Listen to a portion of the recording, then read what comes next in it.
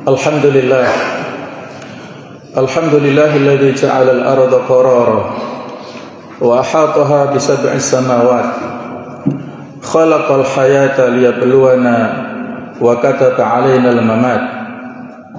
Nahmaduhu tabaraka wa ta'ala hamdan yaliqu bi jalali dzat wa kamali sifat. Asyhadu an la ilaha illallah wahdahu la syarika lah. Dzul arsy rafi'ud darajat wa asyhadu anna Muhammadan 'abduhu wa rasuluh al-ma'sum min kulli syahwat. Allahumma shalli wa sallim ala sayyidina Muhammad wa ala alihi wa ashabihi min ahli al-khairat. Amma ba'du, fa ya ayyuhal muslimun, usikum wa iyaya bi taqwallah. Faqad faza man ittaqa wa qad khaba man tagha. Allahu akbar, Allahu akbar, Allahu akbar.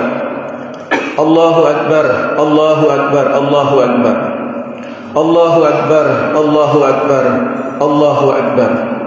Allahu akbar, walillahil hamd. Ma'asyiral muslimin wal muslimat rahimakumullah. Kita bersyukur kepada Allah Subhanahu wa taala yang telah memberikan kesempatan kepada kita untuk bernafas kembali, untuk hidup. Pada kesempatan ini kita diberikan waktu untuk menunaikan rangkaian ibadah, khususnya ibadah di hari ke-10 bulan Dzulhijjah, yang merupakan rangkaian dari 10 hari pertama yang diagungkan oleh Allah Subhanahu wa taala. Ma min ayyam al-amal salih fiha ahabbu ila Allah min hadhil ayyam. Tidak ada satu hari pun yang melakukan amal-amal kebaikan lebih Allah cintai daripada beramal soleh pada 10 hari pertama di bulan Dzulhijjah. Faqalu, maka para sahabat bertanya, walal jihadu fi sabilillah, apakah tidak juga bisa disaingi oleh berjuang jihad fi sabilillah? Kata Rasulullah, walal jihadu fi sabilillah, ya, tidak bisa disaingi oleh jihad fi sabilillah. Illa rajulun kharaja bi nafsihi wa malihi wa lam yarji' bidzalika min syai', kecuali seseorang yang keluar dari rumahnya dengan membawa jiwa dan hartanya dan tidak kembali dengan sesuatu pun. Artinya dia mati syahid dan hartanya habis, itu baru bisa menyaingi amal kebaikan yang dilakukan pada 10 hari pertama di bulan Dzulhijjah. Allahu akbar, Allahu akbar, Allahu akbar, walillahil hamd. Judul khutbah Idul Adha kesempatan ini adalah Spirit Idul Adha Menguatkan Kesabaran. Hadirin hadirat rahimakumullah, di antara sekian banyak nabi dan rasul, dalam hadis dikatakan bahwa jumlah nabi ini 124.000 dan jumlah rasul 313. Yang disebutkan namanya Rasul dalam Al-Quran 25. Dari sekian banyak jumlah itu, ada 5 Rasul yang disebut Ulul Azmi. Dan dari 5 Ulul Azmi itu ada 2 orang Rasul yang disebutkan dalam Al-Quran sebagai uswatun hasanah, contoh teladan yang baik. Yang pertama adalah Rasul kita Muhammad sallallahu alaihi wasallam di surat Al-Ahzab ayat ke-21, laqad kana lakum fi Rasulillah uswatun hasanah. Yang kedua adalah Nabi Ibrahim alaihissalam dalam surah Al-Mumtahanah ayat yang keempat, qad kanat lakum uswatun hasanah fi Ibrahim walladzina ma'ah, al-ayah. Dari penegasan ini bisa kita ambil kesimpulan bahwa 2 orang tokoh, 2 orang Rasul inilah yang harus kita jadikan teladan dalam kehidupan kita sehari-hari. Wabil khusus tema kita pada Idul Adha ini adalah bagaimana kita berqudwah hasanah kepada Nabiullah Ibrahim alaihissalam. Allah Subhanahu wa taala berfirman di surah Al-Baqarah 124, "Wa idzibtala Ibrahim rabbuhu bikalimatin fa'atammahun." Dan ingatlah ketika Allah taala memberikan ujian kepada Nabi Ibrahim, maka Nabiullah Ibrahim menyempurnakan, menunaikan ujian tersebut dengan sebaik-baiknya. Apa makna kalimat? Para ahli tafsir berbeda pendapat. Di antaranya mengatakan yang dimaksud kalimat adalah perintah-perintah Allah dan larangan-larangannya ditunaikan dengan sebaik-baiknya perintah tersebut oleh Nabi Ibrahim, dan dijauhi segala macam larangan dari Allah Ta'ala. Termasuk di dalamnya ada perintah untuk menunaikan haji atau manasik haji versi saat itu. Maka pada kesempatan ini marilah kita hayati sekilas daripada sekian banyak qudwah hasanah yang dicontohkan Nabi Ibrahim alaihissalam, yaitu dalam hal kesabaran. Betapa banyak ujian yang Allah Ta'ala berikan kepada Nabi Ibrahim, dan beliau tunaikan dengan kesabaran yang luar biasa. Sabar ini menurut ulama ada 3 macam. Yang pertama yaitu as-sabru 'alal ma'mur, kesabaran dalam melakukan perintah-perintah Allah, dalam melakukan ketaatan. Yang kedua adalah as-sabru 'anil mahdzur, kesabaran dalam menjauhi segala larangan-larangan Allah.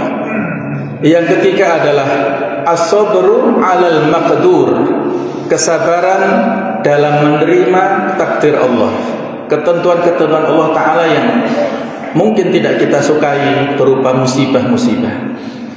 Nabi Ibrahim telah menunjukkan kesabaran dengan 3 jenis ini yang begitu sempurna kepada kita. Bagaimana beliau menunaikan segala perintah Allah Ta'ala, mulai dari meninggalkan kaumnya yang penuh dengan penyembahan kepada berhala, berhijrah dari tempat kelahiran di Ur, yaitu di Irak sana, kemudian ke Palestina, kemudian diminta untuk berdakwah ke Mesir, kembali lagi ke Palestina, dan diminta untuk ke Mekah, ditunaikan dengan penuh kesabaran. As-sabru 'anil mahdzur, kesabaran dalam menjauhi segala macam jenis kemaksiatan, kesyirikan yang dilakukan oleh umatnya Nabi Ibrahim saat itu, penyembahan kepada berhala, beliau meninggalkan atas perintah Allah, berhijrah ke tempat yang lebih kondusif. Dan yang lebih utama pada poin pembahasan kita saat ini adalah as-sabru 'alal maqdur, kesabaran dalam menghadapi segala hal yang ditakdirkan Allah Ta'ala berupa musibah-musibah, segala sesuatu yang tidak menyenangkan. Ini yang menjadi titik pembahasan kita saat ini. Allahu Akbar, Allahu Akbar, walillahil hamd. Hidup ini banyak sekali ujiannya. Alladzi khalaqal mauta wal hayata liyabluwakum ayyukum ahsanu amala. Allah menciptakan kematian, kehidupan untuk memberikan cobaan kepada kita. Maka dalam hal ini, pada saat kita menerima cobaan-cobaan, khususnya dalam hal yang kaitannya dengan musibah, ada petunjuk-petunjuk yang perlu untuk kita perhatikan. Ibnu Qayyim al-Jauziyah mengatakan bahwa seorang muslim pada saat menghadapi musibah ini ada 4 tingkatan dalam mensikapinya, atau 4 makom. Makom atau tingkatan yang paling bawah, kata beliau, adalah makomul ajiz, tingkat kelemahan, golongan yang lemah pada saat mendapatkan musibah. Kita semua pasti mendapatkan musibah, dan terutama panjenengan yang hadir di tempat ini. Di antara kita ada yang para medis, ada yang menunggu pasien, bahkan mungkin ada yang pasien. Maka mari kita evaluasi di antara 4 tingkat, kira-kira kita berada di tingkat yang mana? Makomul ajiz, tingkat yang paling bawah, yaitu tingkat lemah. Orang ini sering mengeluh, sering mengadu, sering meratapi nasibnya, bahkan dia marah terhadap keputusan Allah, marah kepada takdir, tidak ridho kepada takdir, menyalahkan kepada takdir, dan dia putus asa. Dia protes. Kenapa harus sakit? Kenapa harus operasi? Kenapa harus mendapat musibah? Itu tingkatan yang paling rendah. Apa sebabnya? Orang yang melakukan sikap seperti ini, yaitu karena lemahnya iman, akal dan hatinya. Kalau di antara kita barangkali ada sikap-sikap seperti ini, berarti perlu ditingkatkan imannya, ditingkatkan kualitas akalnya dan hatinya dibersihkan. Yang kedua, maqamul as-sabr, tingkatan kesabaran. Ini tingkatan lebih tinggi. Imma lillah wa imma lil muru'ah al-insaniyah. Boleh jadi kesabaran itu dilatar belakangi ikhlas karena Allah, atau bisa jadi karena gengsi kemanusiaan. Barangkali karena dia seorang pimpinan, kalau tidak sabar koyok gengsi atau bagaimana begitu ya, sungkan dengan yang lain. Masa pimpinan kok cengeng, mungkin begitu ya. Itu muru'ah insaniyah. Orang ini memiliki prasangka yang baik kepada Allah. Dia selalu berdoa kepada Allah. Dia sholat, dia isti'anah, mohon petunjuk, mohon perlindungan kepada Allah, dan dia semangat untuk bertakarrub, beribadah kepada Allah Ta'ala. Ini masih bagus. Tingkatan yang ketiga, yang lebih tinggi adalah maqamur ridho, tingkat ridho. Wa huwa a'la min maqami sabr, ini lebih tinggi daripada tingkat kesabaran. Dan dalam hal wajibnya para ulama beda pendapat. Kalau sabar itu wajib kita lakukan saat menghadapi musibah, tapi kalau ridho ini para ulama beda pendapat. Ada mengatakan wajib, ada mengatakan sunnah. Orang yang ridho ini dia senantiasa ridho menghadapi semua ujian dari Allah. Dia yakin ada hikmah pelajaran yang dia dapatkan dari ujian musibah yang dia dapatkan. Dan tingkatan yang paling tinggi, maqamus syukur, tingkat syukur. Dia yashhadu al-baliyah nikmah, dia menyaksikan bahwasanya cobaan itu sebagai nikmat. Ini kan unik. Dia mencikapi cobaan atau musibah itu sebagai nikmat. Nah, inilah pentingnya kita memahami. Para ulama mengatakan persoalannya bukan tentang masalah peristiwa kejadian, itu bukan atas kendali kita, itu takdir Allah. Tapi persoalannya adalah bagaimana kita mencikapi cobaan dan ujian itu. Itu yang penting, yang perlu untuk kita kondisikan hati kita. Orang yang bersyukur saat mendapat musibah ini karena dia memiliki persepsi dengan musibah itulah menjadi ladang untuk mendapat pahala yang sebanyak-banyaknya dari Allah Ta'ala. Ada contoh jamaah sekalian, seorang hafidh remaja yang masih kecil di Mesir saat itu, namanya Mu'ad. Dia ditakdirkan buta kedua matanya. Cara menghafalnya diantarkan orang tuanya ke markas tahfidz di sana, dibonceng sepeda motor. Kemudian sampai hafal Quran 30 juz. Ketika diwawancarai di sebuah stasiun televisi, "Wahai Mu'ad, apa motivasimu menjadi penghafal Quran?" Kata dia, "Saya ditakdirkan buta di dunia dan saya tidak ingin buta di akhirat." Itu motivasi luar biasa. Dalam surat Toha dikatakan, "Wa man a'rada an dzikri fa inna lahu ma'isyatan dhanka wa nahsyuruhu yaumal qiyamati a'ma." Orang yang berpaling dari mengingatku, maka dia mendapatkan kehidupan yang sengsara, dan kami kumpulkan di akhirat dalam keadaan buta kedua matanya. Qala rabbi lima hasyartani a'ma wa qad kuntu basir. Ya Allah, kenapa aku buta padahal dulu di dunia bisa melihat? Kata Allah apa? Kadzalika atatka ayatuna fanasitaha fakadzalika al-yauma tunsa. Karena dulu saat datang peringatan-peringatan ayat-ayat kami, kamu melupakannya, tidak menghiraukannya, maka seperti itu pula aku lupakan kamu pada saat di akhirat. Itu motivasinya. Kemudian kata penyiar televisi ini, "Apakah kamu bersedih dengan takdir kebutaanmu?" Kata Mu'ad, "Tidak, justru saya bersyukur." Artinya apa? Kalau saya buta berarti hisab tentang mata itu sudah lewat. Pertanyaan-pertanyaan, tanggung jawab Allah ketika menanyakan tentang apa nikmat mata itu sudah lewat. Karena tidak bisa melihat di dunia. Maka inilah hal yang perlu untuk kita sadari bersama. Ketika kita diuji dengan segala sesuatu, kita ambil sisi positifnya.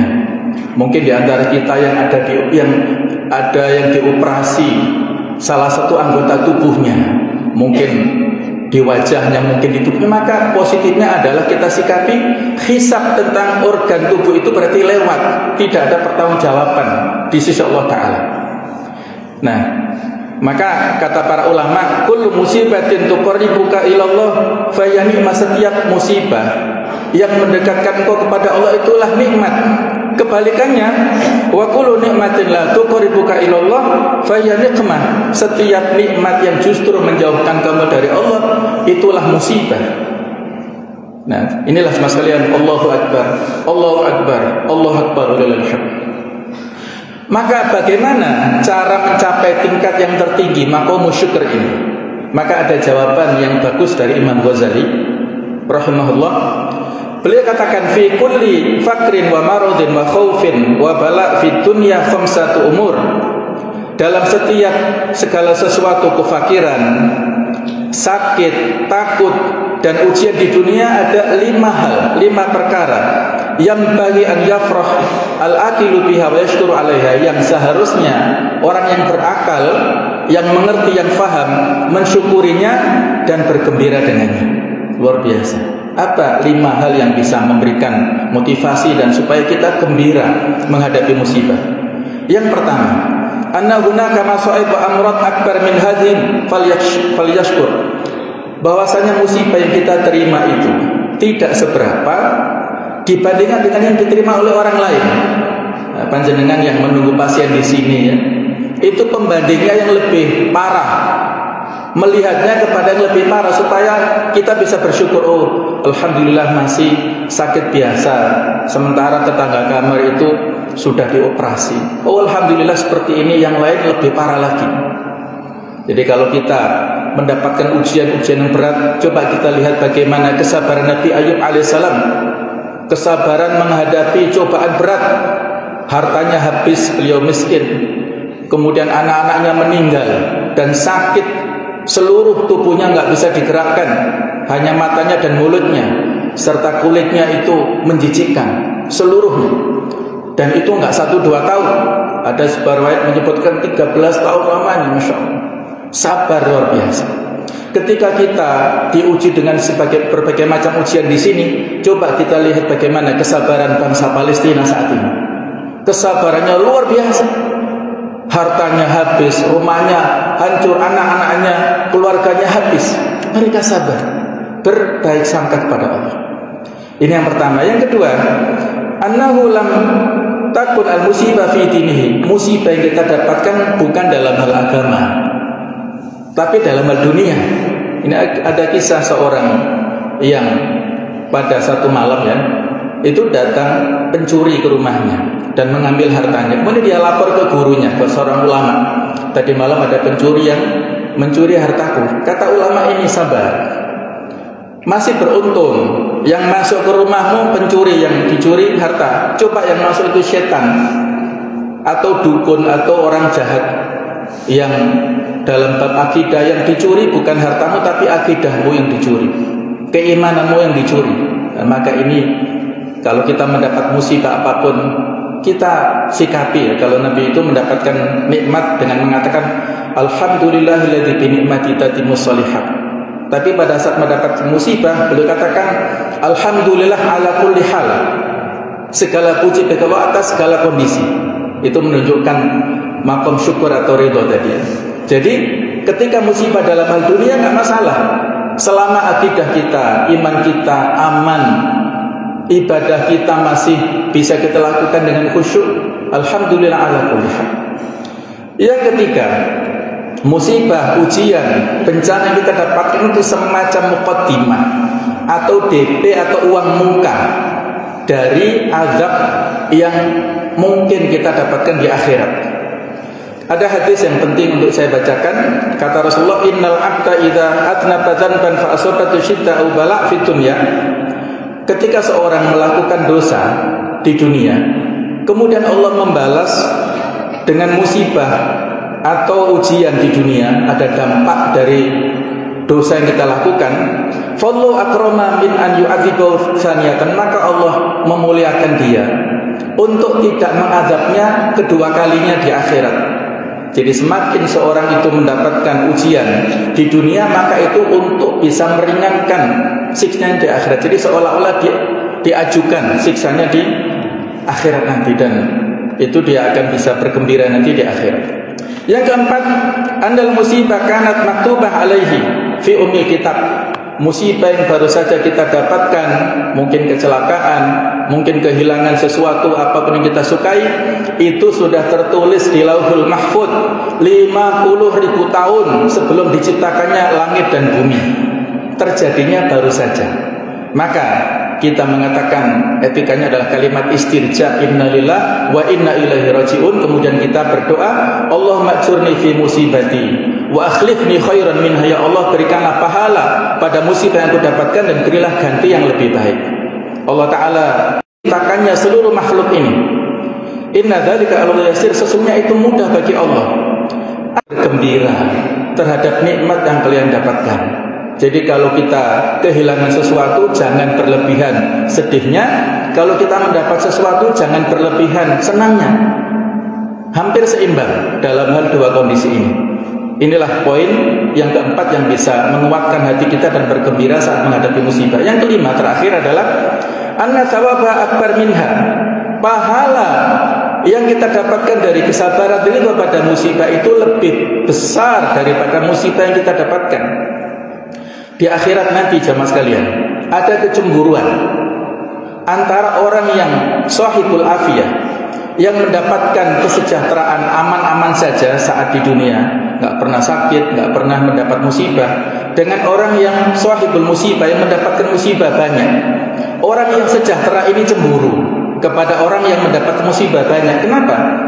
Karena orang yang mendapat musibah banyak ketika diaudit, dihisab itu, musibah dengan kesabarannya itu dia menjadi kafarat, penghapus dosa-dosa yang dilakukan sehingga dosanya habis, yang tersisa kebaikan-kebaikannya.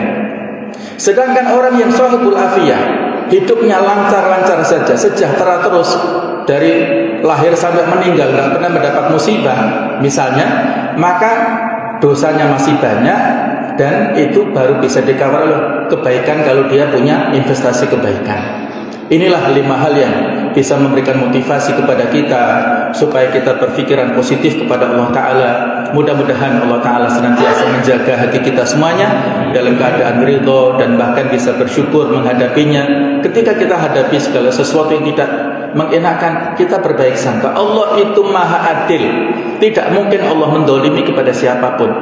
Dan ketika kita mendapatkan ujian, yakinlah kita mampu menghadapinya, karena Allah tidak membebani kita di luar batas kemampuan kita. Demikianlah, mudah-mudahan yang sedikit ini bisa memberi nasihat kepada kita semuanya. Mudah-mudahan Allah Ta'ala menerima amal-amal kebaikan kita semuanya dan mewafatkan kita dalam keadaan husnul khatimah. Qul amin wa antum bi khair. Mudah-mudahan ada manfaatnya. Ihdinas siratal mustaqim. Wassalamualaikum warahmatullahi wabarakatuh.